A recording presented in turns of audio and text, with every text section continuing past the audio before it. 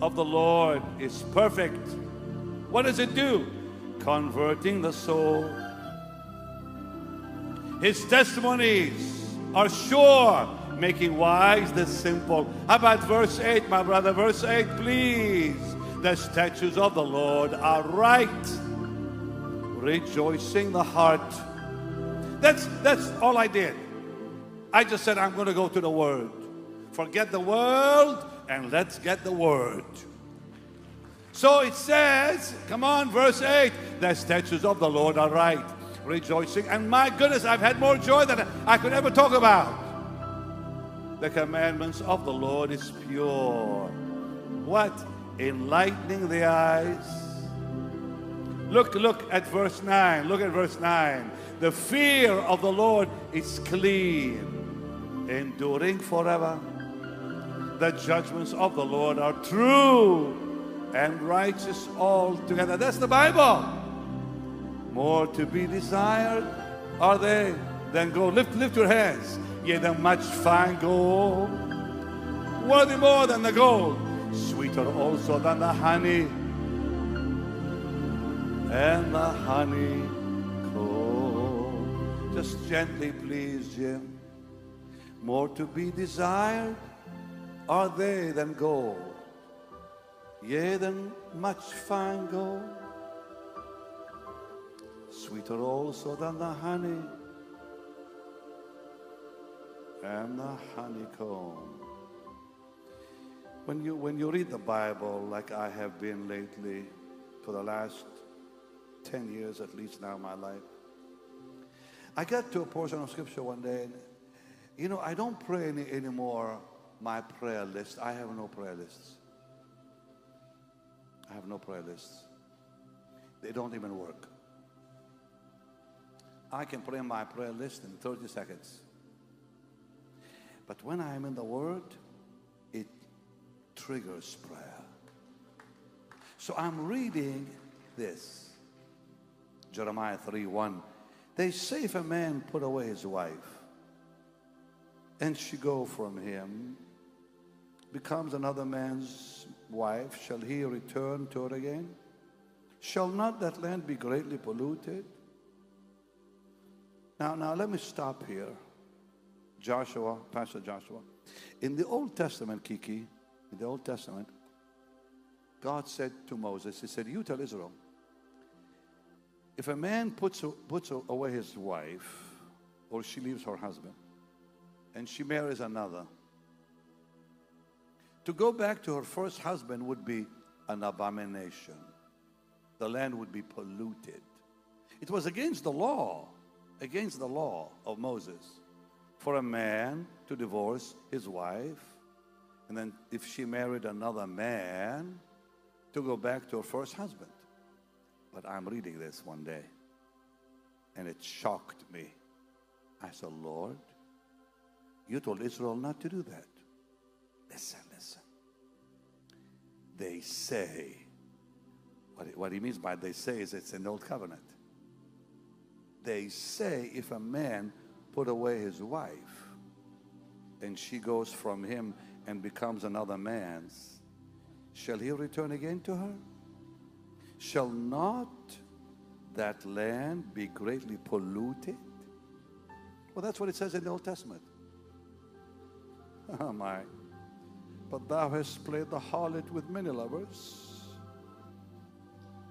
yet return again to me, says the Lord. And I stopped. I said, Lord, you told Israel not to do this. You told your people Israel, if a man divorces his wife or his wife divorces him and marries another man, she can't go back to her first husband. But you are God, and you're telling Israel that they have married other husbands, but you want them back. I said, what kind of God are you? I said, Lord, you're amazing. What love is this? What mercy is this? That you want your people back, even if they're polluted? That's what it says. That's what it says. I have decided to follow Jesus. You know why, huh? Because I've seen His love. I have decided to follow Jesus. Will you decide with me? I have decided to follow Jesus. No turning back. Say it. The cross before me, the world behind me. The cross before me, sing it. The world behind me. The cross before me, the world behind me. No turning back, no turning back. Though none go with me, yet I will follow. Though none go with me, still I will follow. Though none go with me, I will always follow. Lift both hands.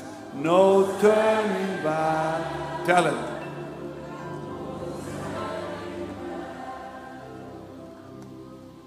My message is really quite simple. Yes, we're justified and we're free from the penalty of sin, but we must conquer to be free from the power of sin. We cannot disappoint Him anymore. We cannot grieve the Holy Spirit any longer. We cannot be holy on our own strength. Only He can live within you that holy life. Total surrender to the Lord. Embracing the cross and its persecution, mockery and shame. Coming to the end of yourself to say, Lord, I'm too weak to even know how to follow. Give me the strength and the will to walk with you. Help me die to the things of life and the world, that you will be all my all in life and all. And I won't just sing it, I'll mean it, I'll live it. I surrender all. I'll mean it. I mean it. You have no idea the peace I have found. Oh, the peace I have found in my soul. It doesn't mean the trials of life cease. They actually get worse. But peace.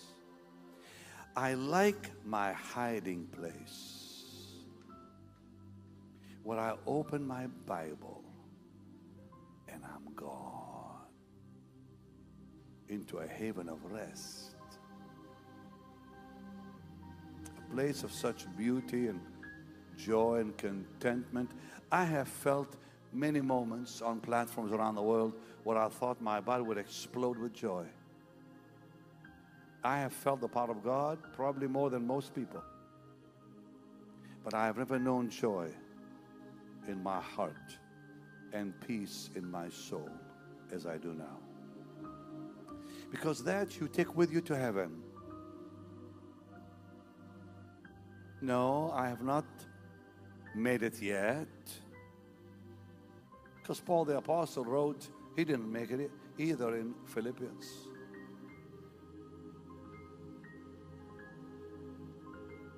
He said, I count all but loss for the excellence of the knowledge of Christ Jesus.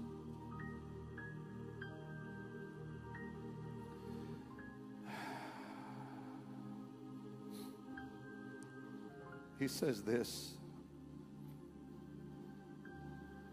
He says, I can boast.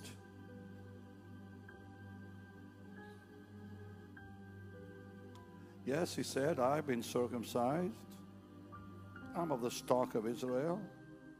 I'm a Hebrew of the Hebrews. As a Pharisee, I was blameless. I was so zealous, I persecuted the church.